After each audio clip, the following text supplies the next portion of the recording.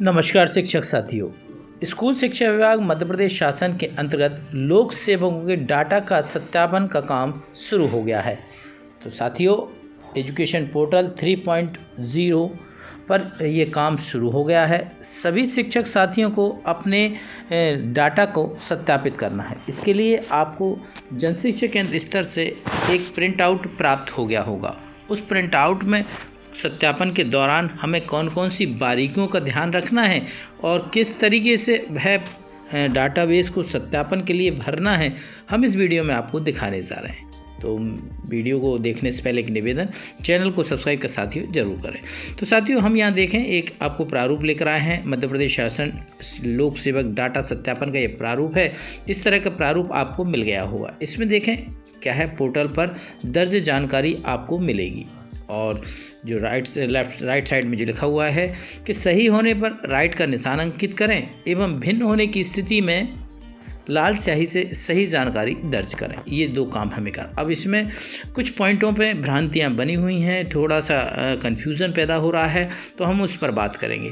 कुछ सामान्य सी जानकारी हैं। डिस्ट्रिक्ट आपका गुना है, जैसे डिस्ट्रिक्ट आपका सही है तो राइट का निशान लगाना ही है आपको। ब्लॉक देख लीजिए, आपका संकुल AU नेम और कोड देख लीजिए, आपका क्या कोड है, क्या संकुल है, ये चेक करना है आपको। दिक्कत कहाँ आएगी हम उस बारे में बात करेंगे।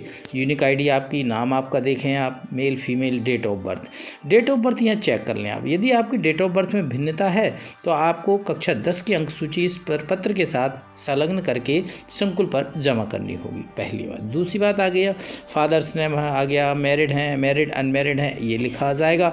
अब कुछ लोगों का जब ज्वाइनिंग हुई थी तब वो अनमैरिड थे, अब मैरिड हो गए तो अनमैरिड को ये लाल पेन से आप अंडरलाइन कर दें और यहाँ बिल्कुल कॉर्नर पर उसको सही लिख दें, मैरिड लिख दें। मोबाइल नंबर देख लें आपका सही है क्या। पैन नंबर देखें, यहाँ पर लिखा नहीं हुआ है तो आपका जो भी पैन नंबर है यहाँ पर नील पर आप सर्कल बनाएंगे रेड कलर से और पैन नंबर नेक्स्ट कॉलम में दर्ज कर देंगे। इसके बाद कोई क्रिटिकल इलनेस है, यस है तो यस लिखेंगे और नहीं है तो नहीं लिखेंगे। ईमेल आईडी चेक कर लें आपकी। इसके बाद आपका ट्रेजरी कोड यहाँ मिल जाएगा और प्रान नंबर आपको यहाँ इनका लिखा नहीं है क्योंकि हो सकता है इनका जनरेट नहीं हुआ उस समय। अब प्रान नंबर आप दर्ज करें। कैटेगरी देखें आप किस कैटेगरी को बिलोंग करते हैं, उस कैटेगरी को फिल करें। फिजिकल डिसेबिलिटी स्टेटस जो है उसे फिल करें। दिक्कत कहाँ है कि हम उस बिंदु पर आ रहे हैं साथियों। इसके बाद देखें फर्स्ट अपॉइंटमेंट ऑर्डर नंबर और डेट। यहाँ पर आपको फर्स्ट अपॉइंटमेंट जो आपकी प्रथम नियुक्ति दिनांक है, जिसको लेकर आपकी नौकरी लगी थी, उस ऑर्डर को देखें, उसका नंबर और डेट। हालांकि ये जानकारी सभी फिल होकर आएंगी और लगभग सही जानकारी फिल होंगी, पर हमें केवल चेक करना है। यदि इसमें कोई भिन्नता है ऑर्डर डेट में तो आप यहाँ सर्कल करेंगे, उसको सही लिखेंगे। अब देखें फर्स्ट अपॉइंटमेंट डेस्टिनेशन, आपकी पहली जो नियुक्ति हुई थी वह किस पद पर हुई। जैसे शिक्षाकर्मी थे तो उनकी शिक्षाकर्मी के रूप में हुई, कुछ लोगों की संविदा शिक्षक के रूप में हुई, कुछ लोगों की अध्यापक के बाद माध्यमिक शिक्षक के रूप में हुई। तो जिस पद पर आपकी फर्स्ट अपॉइंटमेंट हुआ है उस पद का क्या नाम था उसको लिखना है।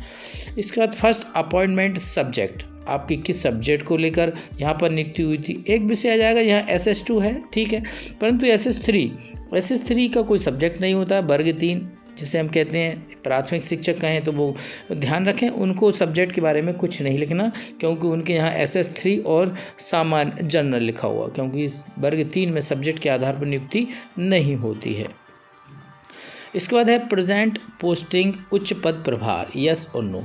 ये कि 22 नंबर का जो कॉलम है कुछ भ्रांतियां पैदा कर रहा है कि सर हम प्राथमिक शिक्षक थे, अब हमारी उच्च पद प्रभार में माध्यमिक शिक्षक बन गए हैं, तो अब हम को 22 नंबर में क्या लिखें। देखें इस पॉइंट को समझें। प्रेजेंट पोस्टिंग उच्च पद प्रभार, यदि आपने उच्च पद प्रभार लिया है तो यहाँ पर नो की जगह ऑटोमेटिक ही यस लिखा आएगा, और यदि यस लिखा ना है तो आप यहाँ पर संशोधन करेंगे। जिन्होंने उच्च पद प्रभार ग्रहण किया है वो वहाँ पर नो की जगह यस लिखा आएगा, और नहीं आ रहा है तो आप उसको यस कर देंगे। क्लियर बात है, ठीक है। इसके बाद आगे बढ़ते हैं 23 number column, present posting order date. यहाँ पर भी कन्फ्यूज़न पैदा करता है। 23 नंबर पे कुछ शिक्षक साथियों ने हमें बताया प्रेजेंट पोस्टिंग ऑर्डर, यदि आपने उच्च पद प्रभार ले लिया है, जैसे कि ये देखें यहाँ आपने यस लिख देते 22 नंबर में। तो प्रेजेंट किस समय आप किस ऑर्डर से आए हैं, यदि आपने उच्च पद प्रभार लिया है तो पोस्टिंग ऑर्डर यहाँ पर आप उसकी डेट अंकित कर दें प्रेजेंट में जिस जगह पर है। प्रेजेंट पोस्टिंग ज्वाइनिंग किस डेट में आपने ज्वाइन किया है, तो यहाँ ज्वाइनिंग एन जो लिखा हुआ है ना नील, यहाँ पर आप उसकी डेट लिखना है। क्लियर है। उसके बाद मूल पद, आपने मूल पद मतलब किस पद पर आपकी ज्वाइनिंग हुई थी। सबसे पहले 25 नंबर कॉलम में यदि आपने की ज्वाइनिंग शिक्षक कर्मी के रूप में हुई तो शिक्षक कर्मी, माध्यमिक शिक्षक के रूप में हुई तो माध्यमिक शिक्षक, संविदा शिक्षक के रूप में हुई तो संविदा। ये ऑटोमेटिक लिखा आएगा, केवल आपको चेक करना है। कुछ गलती लिखा जाए तब आपको संशोधन करना है। ठीक है। डेस्टिनेशन 2 बार लिखा हुआ है, यहाँ देखें। यदि आपने उच्च पद प्रभार लिया है तो डेस्टिनेशन में आपने जो प्रभार लिया है उच्च पद प्रभार में, प्राथमिक से माध्यमिक बने हैं तो यहाँ माध्यमिक लिखें, माध्यमिक से आप उच्च माध्यमिक लिखे हैं बने हैं तो यहाँ पर उच्च माध्यमिक लिखेंगे। इसके बाद सब्जेक्ट मूल पद, आपका क्या सब्जेक्ट है, किस सब्जेक्ट को लेकर आपकी नियुक्ति हुई थी, उस सब्जेक्ट को यहाँ पर 27 नंबर कॉलम को चेक करेंगे। जैसे इनकी पोस्टिंग सोशल साइंस को लेकर हुई, सब्जेक्ट सही है तो कोई दिक्कत ही नहीं, राइट का निशान लगाना है। और यदि गलत होता है इसमें सब्जेक्ट तो इस सोशल साइंस पे आपको अंडरलाइन करना है, सर्किल बनाकर रेड पेन, और यहाँ आपको लास्ट में उसको सही सब्जेक्ट लिखना है। इसके बाद आता है सब्जेक्ट उच्च पद। अब प्रभार आपने किस पद को लिया। ऐसा होता है कि कुछ लोगों ने गणित से MSc की है परंतु उन्होंने प्रभार गणित की जगह अब अंग्रेजी से ले लिया है, इसलिए यहाँ पर उच्च पद प्रभार का भी सब्जेक्ट पूछा गया है। क्योंकि इन्होंने पद प्रभार नहीं लिया है उच्च पद पर का, तो इसलिए NA लिखा आया है। इसके अलावा आगे बात 29 नंबर पर देखें, whether working deputation in order department. यदि आप किसी तरह से डेपुटेशन प्रतिनियुक्ति पर हैं, किस ऑर्डर से हैं, तो आपको यहाँ पर उसकी एंट्री करनी। Department name and order if working deputation in order department. यदि आप डेपुटेशन प्रतिनियुक्ति पे हैं तो उसका नाम लिखें।